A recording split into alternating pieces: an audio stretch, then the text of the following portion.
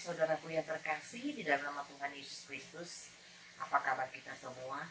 Tentulah kabar baik karena kasih dan anugerah Allah yang boleh kita nikmati di pagi hari ini dengan nafas kehidupan dan kesehatan yang baru. Saudaraku, sebelum kita melakukan aktivitas kita pada pagi hari ini, kita mau merenungkan sebagian daripada firman Tuhan bersama dengan saya, Evangelis Hermin Sibilia. Sebelumnya, mari kita berdoa. Terpujilah Engkau ya Bapa, Bapa yang kekal, Bapa yang bertahta di kerajaan surga. Terima kasih Tuhan untuk anugerah-Mu yang boleh kami nikmati di pagi hari ini. Bapa, sebelum kami melakukan aktivitas kami mau merenungkan sebagian daripada firman-Mu. Oleh karena itu ya Tuhan Yesus, perlengkapi kami dan mampukan kami Tuhan, supaya kami mengerti apa yang dikehendaki oleh Engkau di dalam hidup kami melalui firman-Mu. Hamba-Mu yang tidak ada apa-apanya, biarlah Tuhan Yesus memampukan dan tetap menyembunyikan hamba-Mu di belakang salib-Mu, agar firman-Mu senantiasa dimuliakan di dalam kehidupan kami. Di dalam nama Tuhan Yesus Kristus kami berdoa dan mengucap syukur. Haleluya, amin. Saudaraku, firman Tuhan yang menjadi renungan bagi kita di pagi hari ini tertulis di dalam 2 Korintus 1 ayat yang ke-10. Demikian bunyi firman Tuhan. Dari kematian yang begitu ngeri, Ia telah dan akan menyelamatkan kami. Kepadanya kami menaruh pengharapan kami bahwa Ia akan menyelamatkan kami lagi. Amin. Demikian firman Tuhan. Nats renungan kita pada pagi hari ini kita beri judul ketaatan yang kekal. Saudaraku yang terkasih, firman Tuhan pagi hari ini adalah merupakan surat daripada Rasul Paulus kepada jemaat Korintus pada zaman mereka pada saat itu. Dan hal ini juga berlaku bagi kita di zaman sekarang ini. Yang mana Rasul Paulus mengingatkan kepada kita agar kita tetap setia dan tetap berpengharapan kepada Juru Selamat kita yang telah mengorbankan dirinya hanya untuk menyelamatkan dan menebus dosa-dosa kita.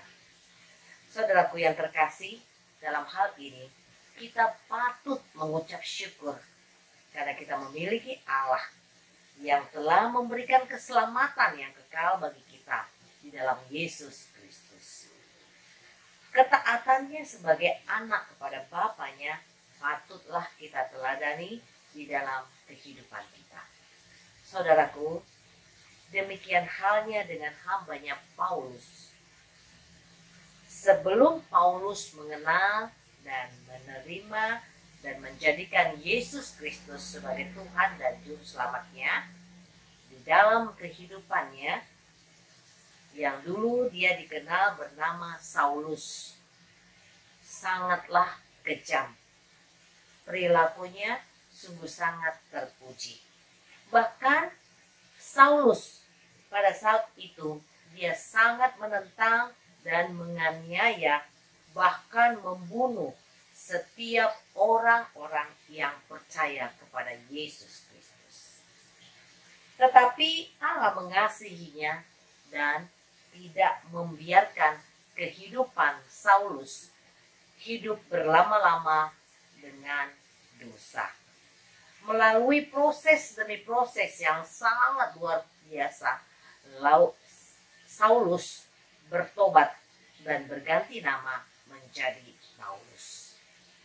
Setelah Paulus bertobat, saudaraku, dan menjadikan Yesus Kristus adalah Tuhan dan Juru Selamatnya, maka kehidupannya berubah 180 derajat. Yang tadinya menentang seluruh perintah-perintah akan Tuhan, sekarang dia menjadi pekabar Injil, tentang kabar baik tentang Yesus Kristus. Saudaraku, Paulus sangat gencar memberitakan kabar baik tentang apa yang dia alami mengenai Yesus Kristus kepada semua orang, dan Paulus menjadi pengikut Yesus yang sangat-sangat setia. Bahkan dia mengatakan di dalam firman Tuhan bahwa hidup adalah Kristus, mati adalah keberuntungan. Hal ini mungkin sebagai manusia kita sangat bingung dan mungkin kita tidak mengerti mengapa kematian yang disebut oleh Paulus di sini adalah keberuntungan bagi dia. Tetapi kalau kita telaah, kalau kita baca di dalam firman Tuhan, di dalam kematiannya dia dapat berjumpa dan dia dapat bertemu dengan Sang Juru Selamatnya, yaitu Yesus Kristus. Demikian juga halnya dengan kita, saudaraku yang terkasih. Di dalam perjalanan hidup, kehidupan kita, tentulah banyak yang kita hadapi, yang kita lalui, persoalan demi persoalan. Demikian juga halnya dengan Paulus. Dia menerima Yesus Kristus sebagai juru selamatnya. Bukanlah setelah itu kehidupannya tenang-tenang saja atau lancar-lancar saja dan tidak ada pergumulan. Tetapi sebaliknya, saudaraku, Paulus setelah menerima Yesus sebagai juru selamatnya, dia banyak mengalami pergumulan-pergumulan hidup, bahkan penderitaan-penderitaan yang dia hadapi. Tetapi Paulus tetap setia, tetap taat kepada Tuhan, dan dia percaya pertolongan yang luar biasa Tuhan akan berikan kepadanya tepat pada waktu yang Tuhan izinkan bagi dia. Oleh karena itu, saudaraku terkasih, demikian juga halnya dengan kehidupan kita.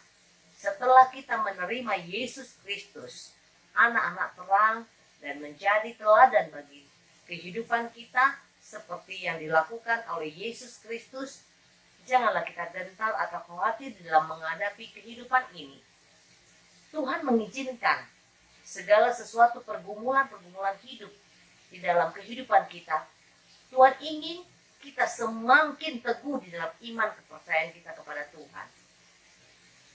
Pasti Tuhan menolong kita dan Dia tidak akan pernah membiarkan kita. Percayalah bahwa seperti teladan yang diberikan oleh Paulus kepada setiap jemaat yang dia layani, pastilah menjadi teladan Yesus Kristus. Begitu juga dengan kita sebagai hamba-hamba Tuhan. Yang disebut dengan hamba Tuhan bukan hanya pendeta saja. Kita juga dapat memberitakan kabar baik kepada siapa saja dan di mana saja kita layak memberitakan kabar baik tentang Yesus Kristus.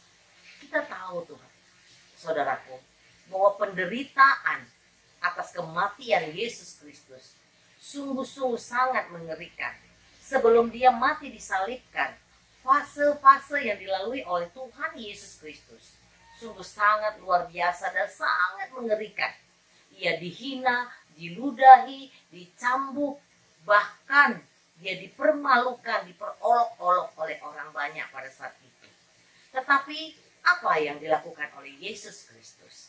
Dia tidak sepatah kata pun keluar dari mulut bibirnya untuk menanyakan keberadaan Tuhan atas hidup dia di saat dia mengalami penderitaan.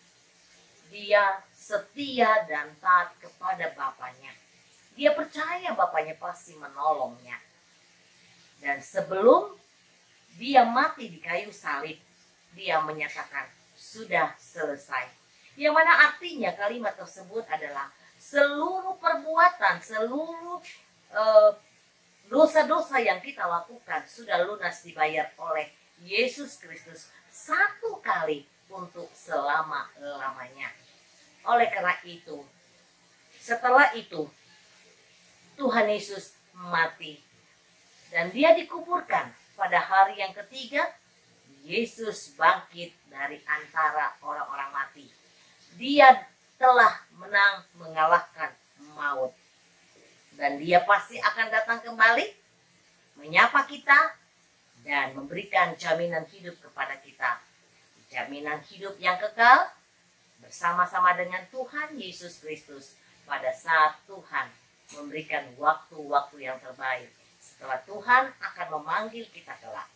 Saudaraku yang terkasih, carilah kita pekabar-pekabar Injil yang setia, dan kita mau dikuatkan oleh iman kepercayaan kita, dan kita yakin dan percaya kengerian, kegetaran yang dialami oleh Tuhan Yesus di dalam mengalami saat-saat mau kematiannya di kayu salib.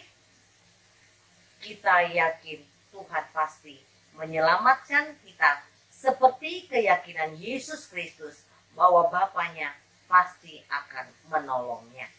Saudaraku yang terkasih dalam nama Tuhan Yesus Kristus, sebelum kita menghadapi pergumulan hidup kita, kita serahkan seluruh hidup kita ke dalam tangan pengasihan Tuhan. Dan kita yakin dan percaya pertolongan dan keselamatan yang Tuhan jaminkan dalam hidup kita akan Dia berikan kepada kita kelak. Oleh karena itu saudaraku, tetaplah kita hidup dengan kesetiaan kita, dengan ketaatan kita, dan pengharapan kita kepada Yesus Kristus. Memang ketaatan, kesetiaan tidak segampang yang kita ungkapkan. Tapi kita mau Tuhan memampukan kita, memberikan yang terbaik bagi kita, supaya kita mampu setia dan taat kepada semua perintah-perintahnya dan menjauhi semua larangannya. Dan janganlah kita mau hanya kita yang diselamatkan oleh Yesus Kristus. Oleh karena itu, teruslah kita menjadi pekabar-pekabar Injil dan memberikan kabar baik kepada seluruh umat di muka bumi ini bahwa Yesus Kristus Sang Juru Selamat kepada hidup kita kelak. Oleh karena itu, teladanilah apa yang menjadi teladan yang sudah diberikan Tuhan semasa hidupnya di dalam kehidupan kita. Amin. Mari kita berdoa. Terima kasih Tuhan Yesus. Kami bangga memiliki Allah seperti Engkau ya Bapa. Engkau sungguh luar biasa di dalam hidup kami. Dan Engkau sudah memberikan teladan-teladan yang terbaik bagi kami. Sungguh kami juga merasakan kengerian, kegetiran di saat-saat kematian-Mu ya Bapa. Engkau dihina, Engkau dicaci, Engkau diludahi, Engkau dicambuk, bahkan Engkau diolok-olok. Tetapi Engkau tetap diam.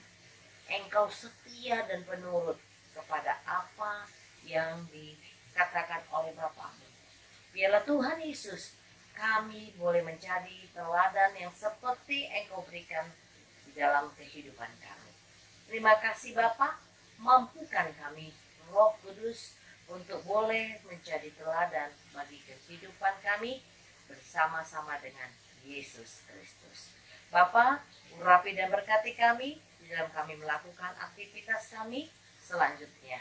Biarlah Tuhan Yesus yang tetap menolong dan memimpin kami. Terima kasih Bapa, di dalam nama Tuhan Yesus Kristus kami berdoa dan mengucap syukur. Haleluya. Kasih anugerah dari Allah Bapa, kasih setia dari Tuhan Yesus Kristus, dan penyertaan daripada Roh Kudus kiranya menyertai kita saat ini sampai selama-lamanya. Amin. Tuhan Yesus memberkati. Selamat beraktivitas.